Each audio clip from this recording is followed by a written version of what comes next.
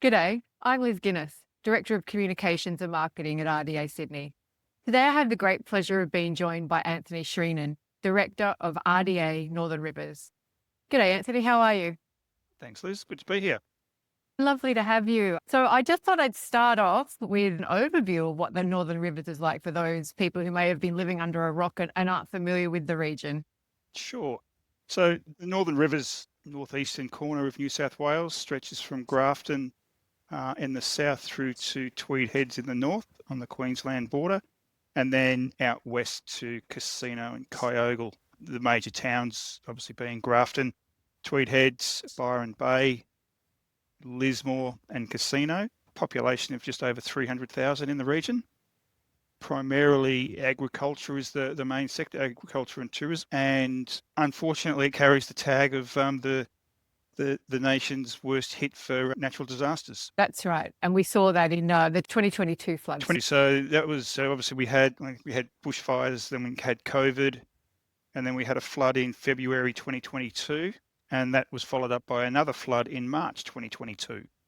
So that's everyone talks about the March flood, but everyone's forgotten about that there was a flood here in February. A region that just got finished cleaning up and reopening when it started to rain again, and it was a 1 in 100 year flood this time. 10,000 people were displaced during that period of time. Must have been incredibly challenging, obviously, for the region and for RDA as an organisation.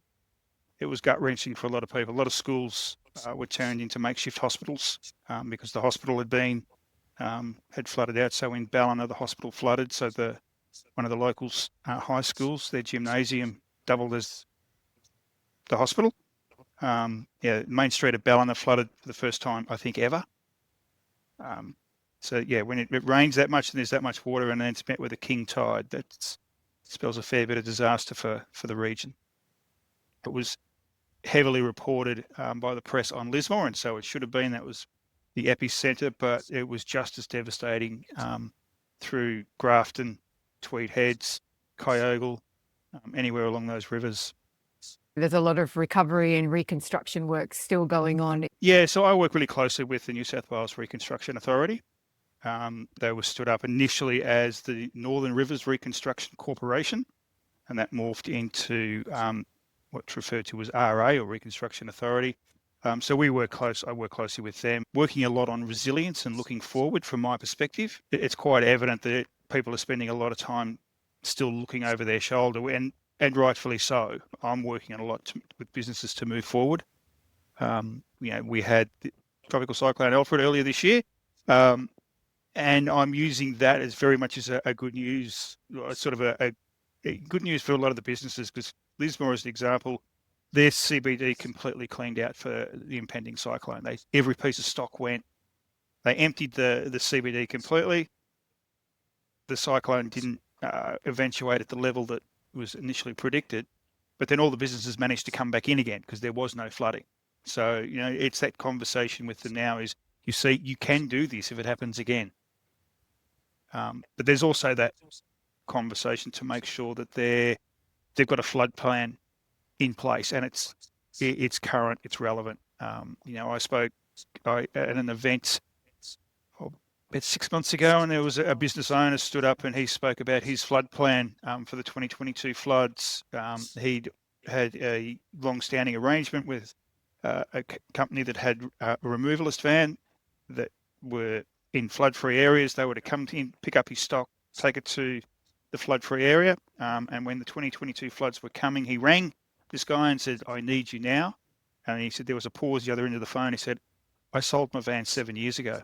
And so he was highlighting the importance of making sure your flood plans are up to date and current, and not just written down once, tossed in the top drawer, and then when the day comes, hope you can enact it. And I guess with ever increasing weather events, it's even more important to stay on top of these things and make sure they're up to date and bulletproof, really. Yeah, 100%. And I'm aware for the cyclone as well, speaking to a joinery business who does a lot of shop fit outs. They actually had done some shop fit outs in Lismore, and then the few days leading up to the cyclone, they went back in and took all the joinery out. And then after the cyclone had been and gone, put it all back in again. So that's the level that people are planning at now.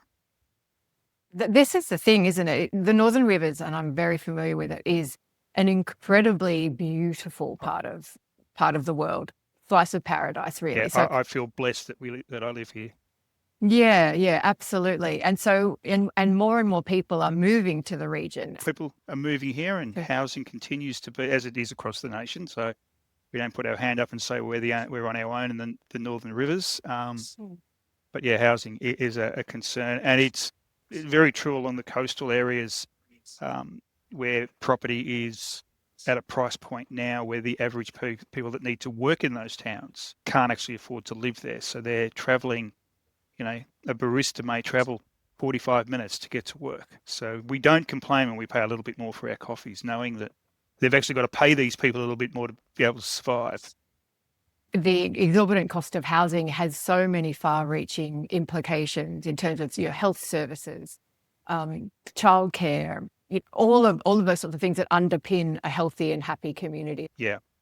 I know I live in a small village on the Northern Rivers coastal. I watch the property along all through the Northern Rivers, but very closely around where I live.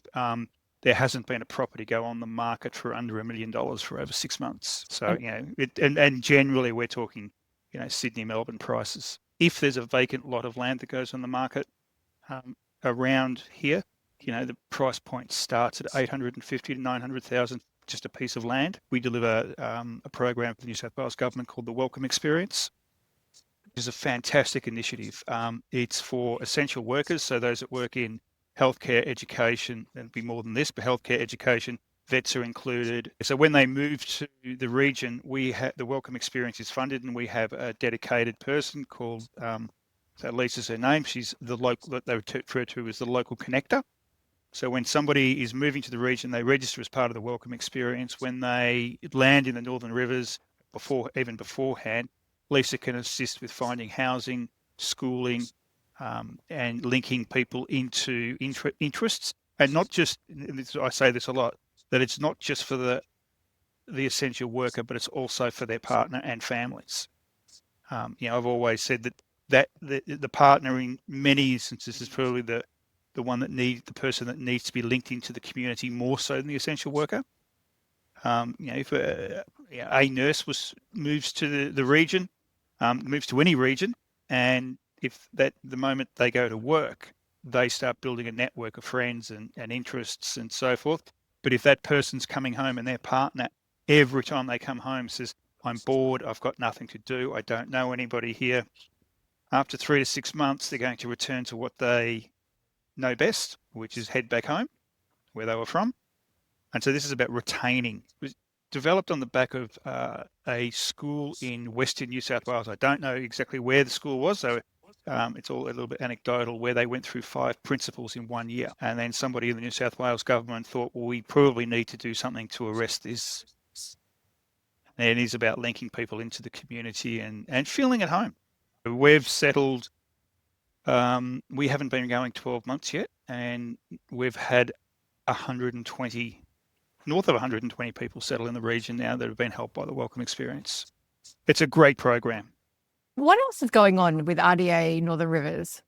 So we're working really closely with Business New South Wales and state government as well, particularly on things. I'm really keen on getting a skills audit out so that we know what skills we have in the region.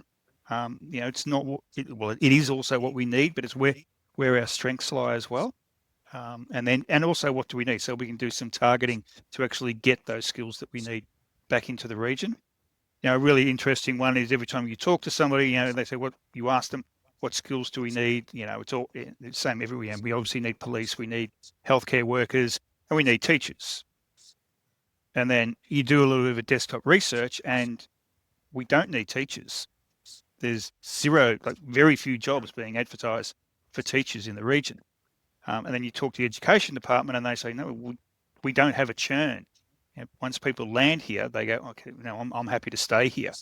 So we don't actually need teachers. So if we're running around trying to encourage more teachers to the region, we're effectively setting people up for failure. So that one of the things I want to do is to identify, and even healthcare, you could say we need nurses and we may need all nurses. I don't know, but do we just need general nurses? Do we need midwives? Do we need oncology nurses? So it's trying to get that better line of sight and that better knowledge, and move forward with that. In terms of any other initiatives that you'd like to share with us?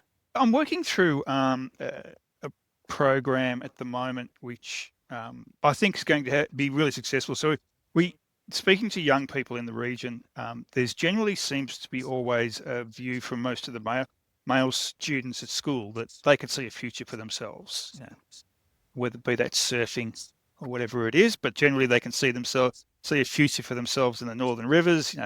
They might want to be, a tradie, they want to be a carpenter or a plumber, whatever it might be. They can see a future. But then talking to a lot of the girls, they don't see a future here. And then talking to education professionals, they were sort of reiterating the same thing, that the girls, don't really see a future here. But then when you talk to people, we have, I've got a colleague who I work with regularly. She owns a nationwide executive recruitment firm with offices in Melbourne, Sydney, and she lives 5 minutes down the road from me. I've got another woman I know who runs an IT company, and her biggest client is Tennis Australia, and she lives about 4 blocks from me. So from those conversations, we're putting together, and I've got another meeting tomorrow, and it'll kick off early next year as a pilot initially. It's a mentoring program for senior secondary girls. So there's a lot of women in leadership programs, and I value them greatly, and participate wherever we can in that. But there was a real hole for these girls in senior secondary school. What can we do to actually to retain these people in the region is what I'm looking for. We've talked about property prices before. So if you think of someone coming straight out of high school or going to uni and coming out as a graduate, they've got to be able to look at a future somewhere. I was born in regional Australia. I had to leave. When I came back working for government at that point, one of my main drivers was to grow that area as much as I could, so that young people felt they had an option to stay, because there were options in front of them, as opposed to going to the local hospital or becoming a tradie, like actually having a professional career in that town. Well, look, I think we might leave it there. Thank you very much for your time today. It's been really interesting having a chat to you about the Northern Rivers, and I'll look forward to hearing more about some of the initiatives for 2026 next year. Great. Thanks, Liz.